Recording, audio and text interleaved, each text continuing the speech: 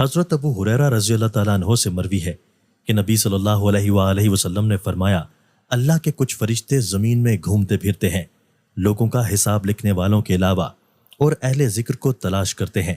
جب وہ ایسے لوگوں کو دیکھتے ہیں جو اللہ کا ذکر کر رہے ہوتے ہیں تو ایک دوسرے کو پکارتے ہیں، آؤ اپنے مطلوب کی طرف۔ وہ ان کے پاس آتے ہیں اور انہیں آسمان دنیا تک ڈھانپ لیتے ہیں، پھر اختتام پر واپس جاتے ہیں تو اللہ تعالیٰ فرماتا ہے، تم نے میرے بندوں کو کس حال میں چھوڑا؟ وہ فرشتے کہتے ہیں، ہم نے انہیں تیری تحمید، تمجید اور ذکر کرتے ہوئے چھوڑا۔ اللہ تعالیٰ فرماتا ہے، کیا انہوں نے مجھے دیکھا ہے؟ فرشتے کہتے ہیں، نہیں۔ اللہ تعالیٰ فرماتا ہے، اگر وہ مجھے دیکھ لیں تو ان کی کیفیت کس طرح ہوگی؟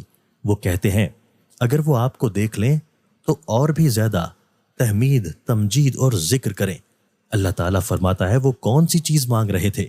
وہ کہتے ہیں کہ وہ جنت مانگ رہے تھے۔ اللہ تعالیٰ فرماتا ہے، کیا انہوں نے اسے دیکھا ہے؟ وہ کہتے ہیں، نہیں۔ اللہ تعالیٰ فرماتا ہے، اگر وہ اسے دیکھ لیں تو ان کی کیا کیفیت ہو؟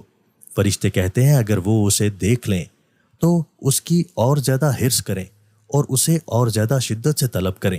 اللہ تعالیٰ فرماتا ہے، وہ کس چیز سے پناہ مانگ رہے تھے؟ وہ کہتے ہیں، آگ سے۔ اللہ تعالیٰ فرماتا ہے، کیا انہوں نے آگ جہنم کو دیکھا ہے؟ فرشتے کہتے ہیں، نہیں۔ اللہ تعالیٰ فرماتا ہے، اگر وہ آگ کو دیکھ لیں تو ان کی کیا کیفیت ہوگی؟ فرشتے کہتے ہیں، اگر وہ آگ دیکھ لیں تو اس سے بھی زیادہ بچنے کی کوشش کریں اور اس سے بھی زیادہ خوف کھائیں۔